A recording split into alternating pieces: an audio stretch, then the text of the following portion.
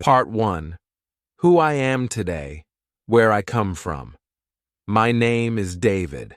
I'm 42 years old. I run a streetwear brand based out of Birmingham that ships to 3 countries and employs a team of 10. We're not global giants, but we're real. We've survived, we've grown, and most importantly, we've stayed honest. Sometimes, I sit alone in my office long after everyone's gone.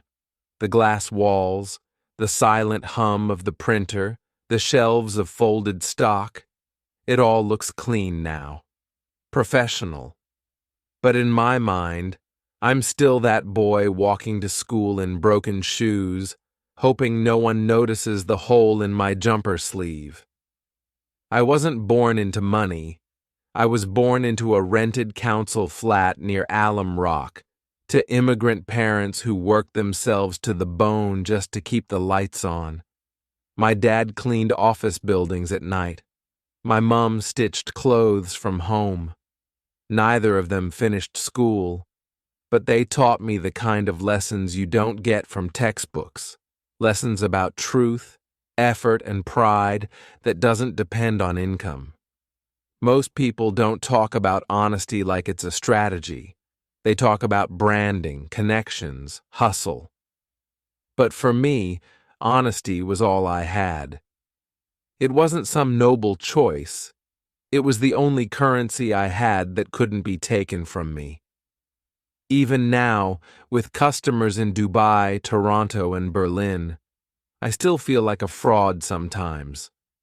Like someone's going to walk in and say, "All right, mate, fun's over. Back to the estate with you."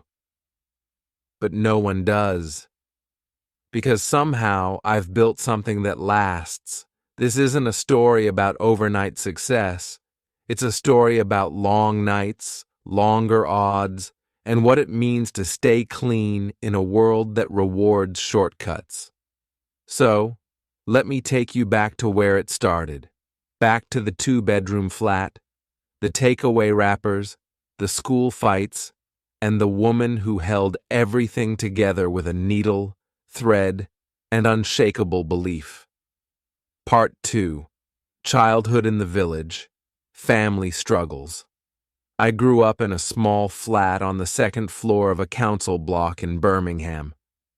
Calling it a village might sound strange, but to me, that neighborhood felt like its own world. Everyone knew everyone.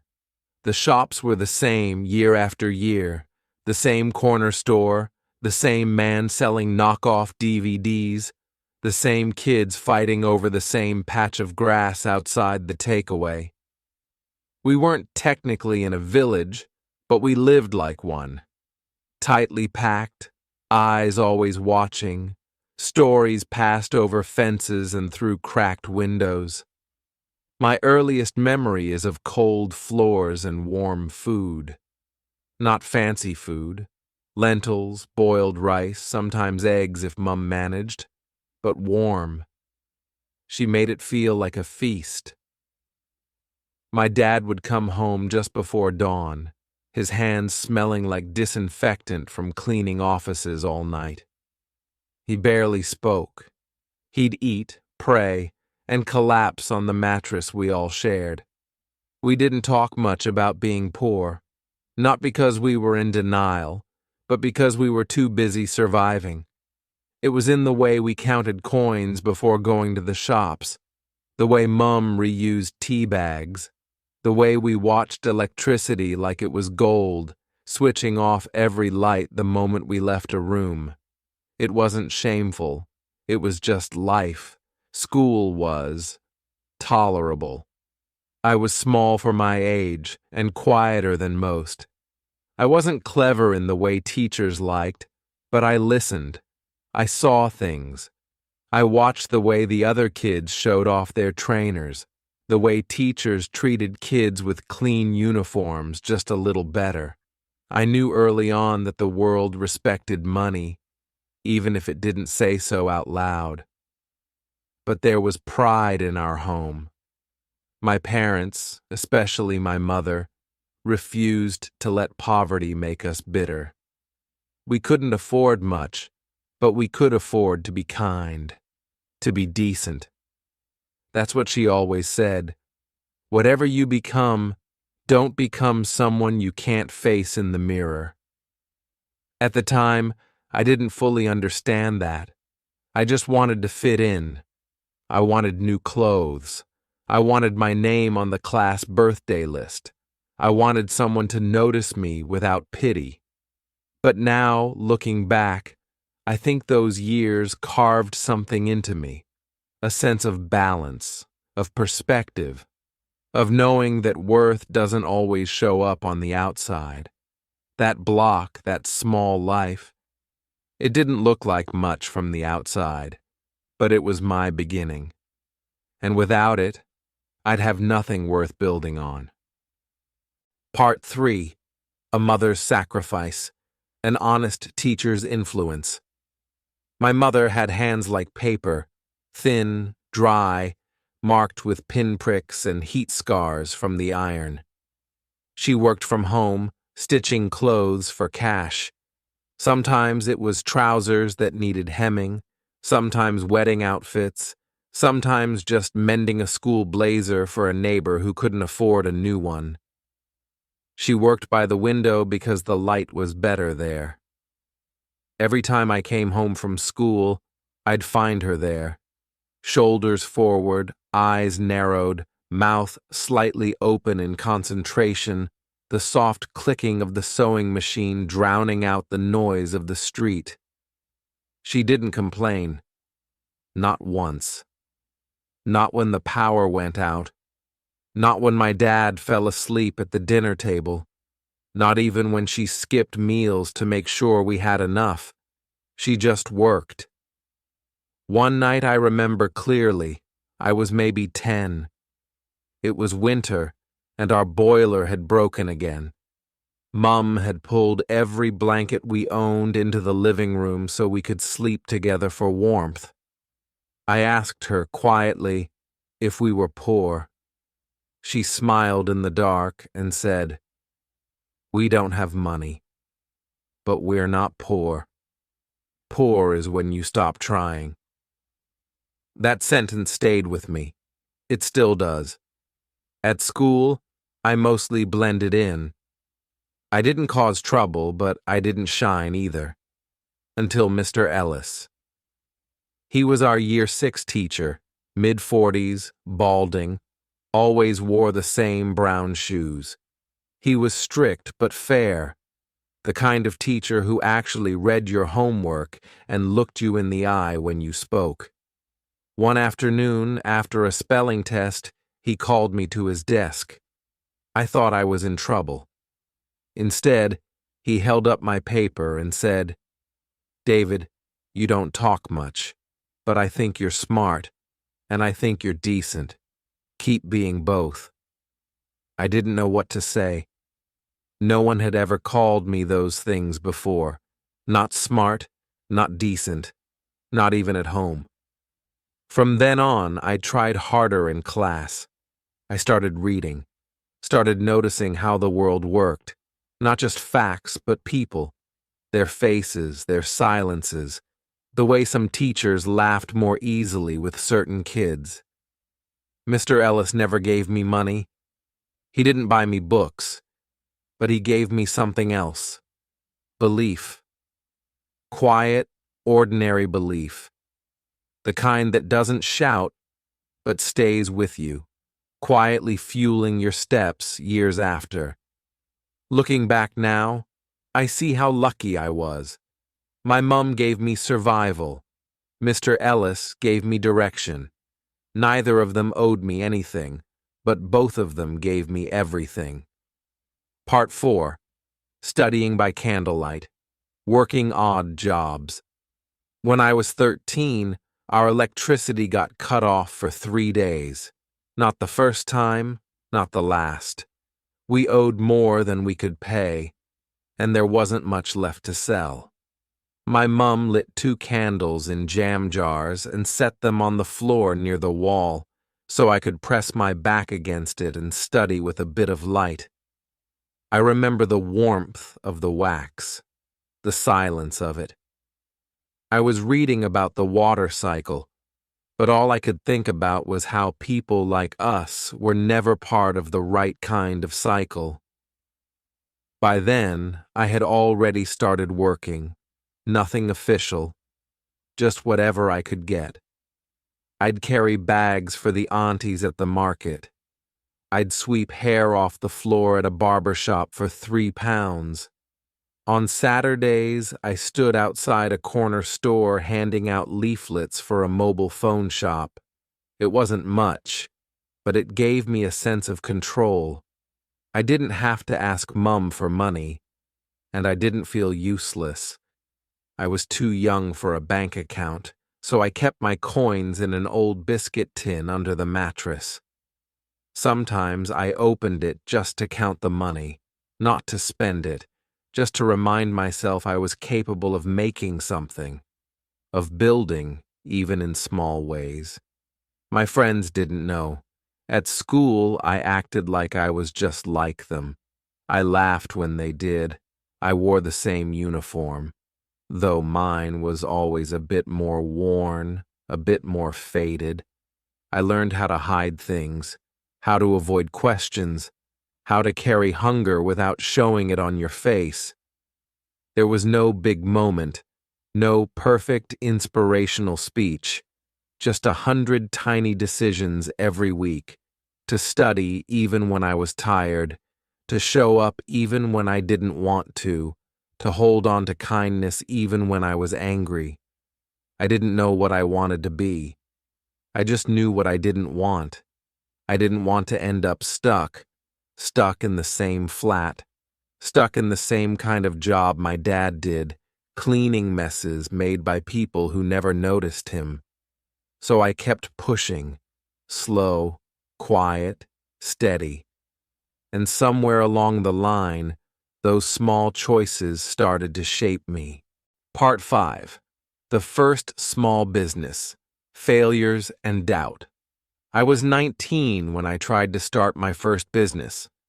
I say business, but it was more like an idea I'd stitched together with hope and naivety. I'd saved about £300 from odd jobs and summer shifts stocking shelves. Not much, but it felt like a fortune to me. I used most of it to buy a second-hand heat press machine and a stack of blank t-shirts. I had this plan to start a small clothing line. Simple prints, local slang, funny quotes, something for the kids in the neighborhood. I called it True East. Looking back, the designs were terrible. The fonts were clunky. The logo looked like something out of Microsoft Paint. But I didn't care. I believed in the idea because it was mine. And in a life where so much was out of my control, that meant something. I worked out of my bedroom, pressed each shirt by hand, walked door to door trying to sell them. Some people were kind, some laughed in my face. A few bought out of pity, I think. After 2 months, I'd sold maybe 20 shirts, not enough to cover the costs. I remember sitting on my bed one night, surrounded by unsold stock, thinking, this was stupid. Who did I think I was? And then the doubt started creeping in deeper. Maybe I wasn't meant to do something bigger. Maybe this whole dream of building something was just a way to escape reality.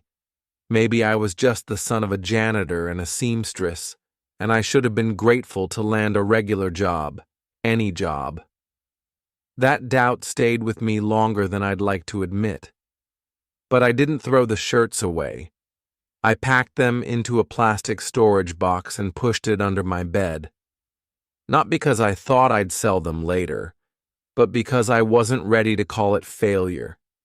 Not yet. Even in that moment, broke and embarrassed, I told myself, this wasn't a failure. This was training. I didn't make money, but I learned. I learned that selling is harder than it looks, that people don't care how much effort you put in if the product doesn't speak to them, that ideas without execution are just daydreams. Most importantly, I learned I could try something, fail at it, and still survive.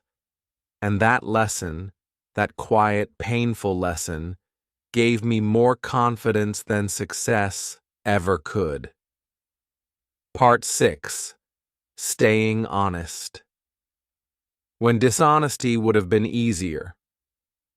I've seen how easy it is to cheat, not in some dramatic movie-style way. No drug deals, no fraud rings, just small things. A lie on a CV, a fake receipt, cutting corners when no one's watching. People around me did it all the time, and the truth is, it worked for them, at least for a while. After the failure of True East, I got a part-time job at a warehouse, packaging orders, logging inventory, lifting boxes from one place to another. Minimum wage, but it paid on time. The manager liked me. One day he pulled me aside and offered me a bonus shift. Off the books, cash in hand, no taxes, no clock in. I needed the money. Badly. Rent was tight. Mum was still sewing from home.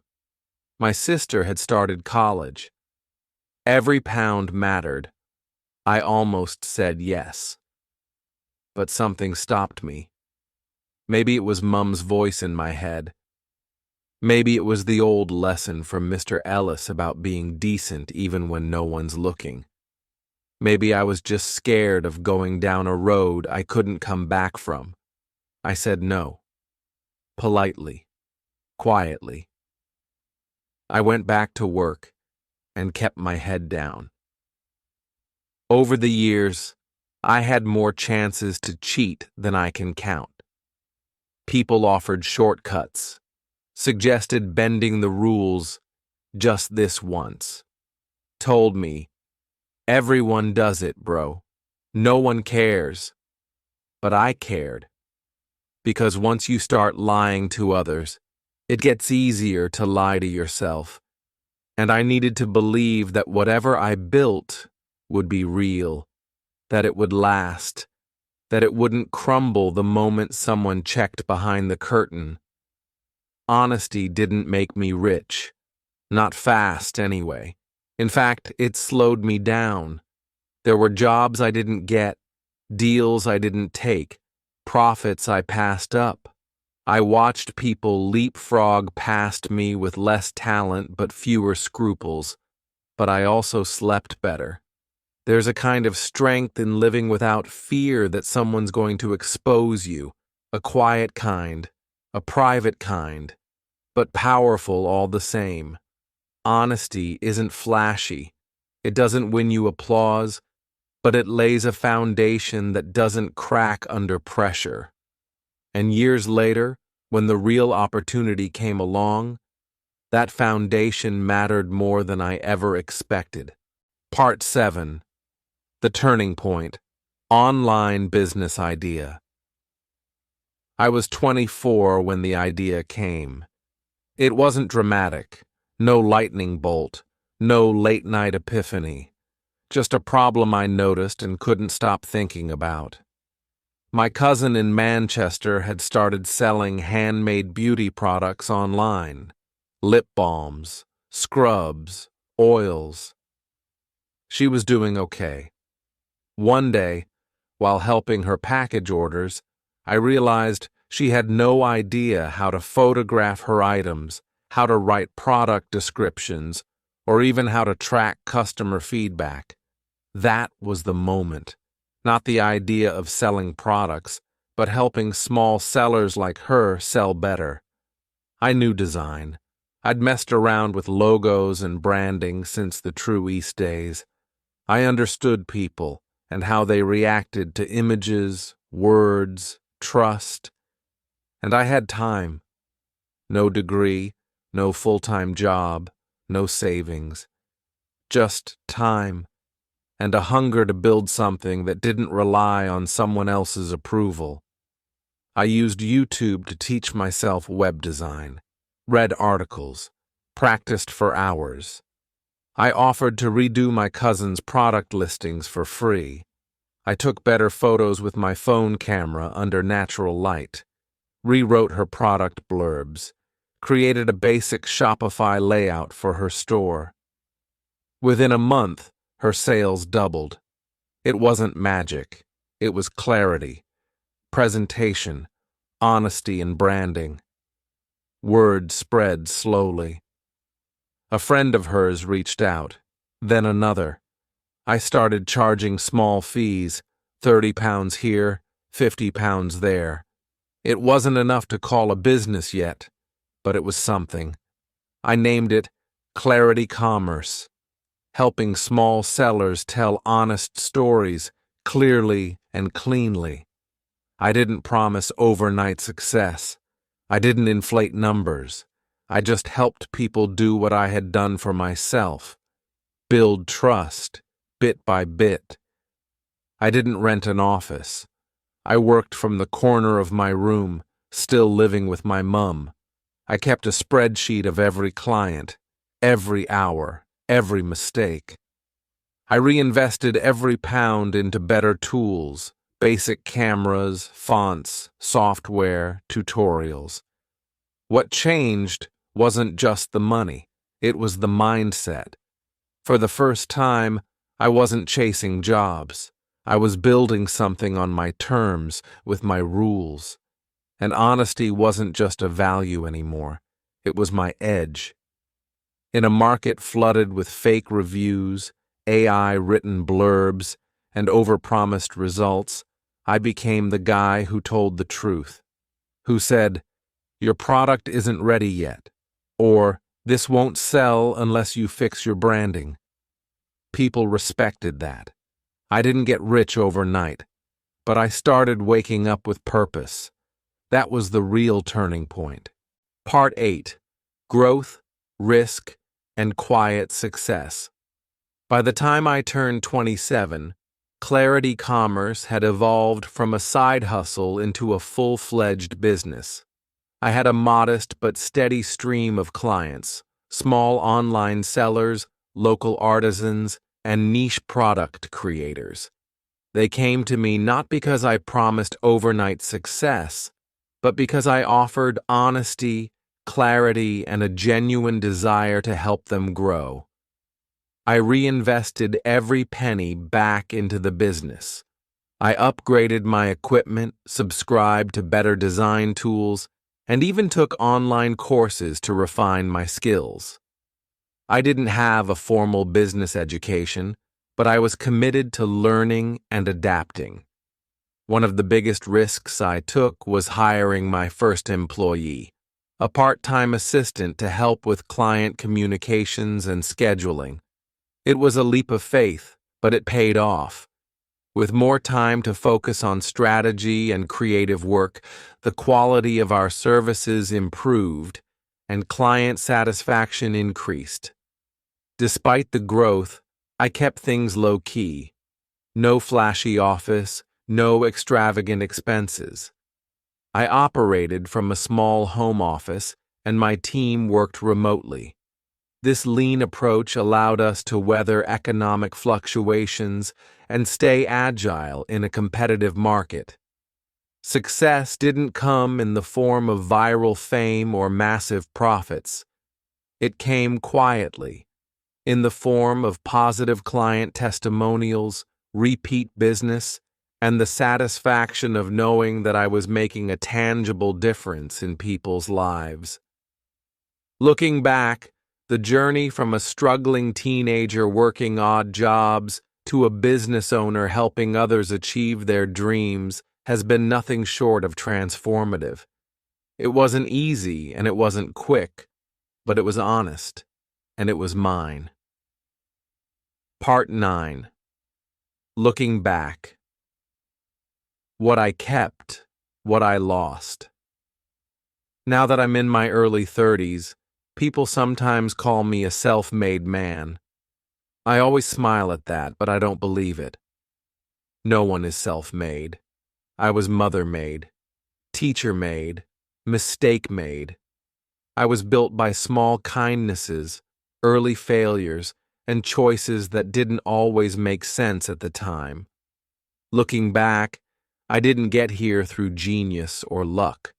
I got here by not stopping and by refusing to compromise on who I wanted to be, even when it cost me.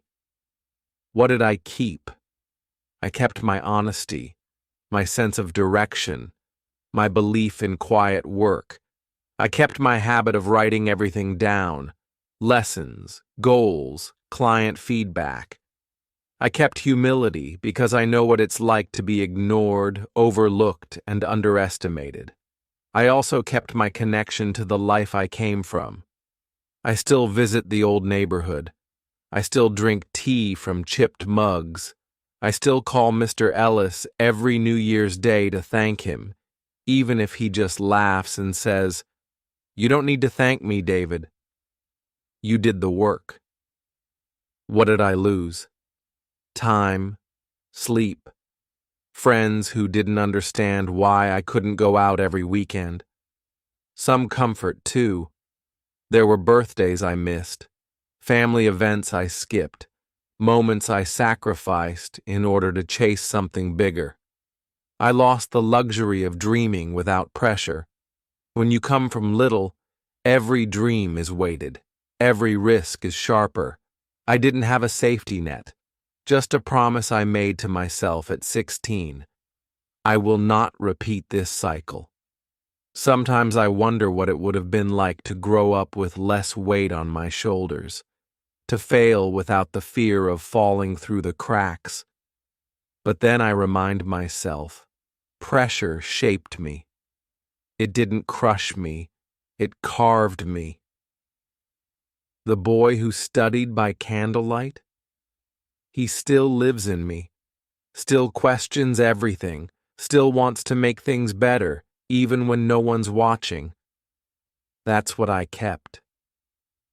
Part 10. What honesty cost me. What it gave me. People like to say, honesty is the best policy. It sounds good on a poster. But the truth is, honesty costs you. It cost me easy money. It cost me quick wins. It cost me clients who wanted fake reviews or shady marketing tactics. I've watched people with less skill get more success simply because they bent the rules. And yes, there were nights I questioned everything. Nights when my bank account was low and my pride was even lower. There were moments when being honest felt like being naive. But here's what honesty gave me. Peace. Not the kind of peace that comes from success, but the kind that comes from alignment. When your actions match your values. When you can look in the mirror and not flinch. When no one can blackmail you with the truth because you've already lived it out loud. Honesty gave me trust. Clients who stayed with me for years. Partnerships built on mutual respect. A reputation that wasn't loud but solid. It gave me clarity too, because once you stop pretending to be something you're not, you get a lot of mental space back.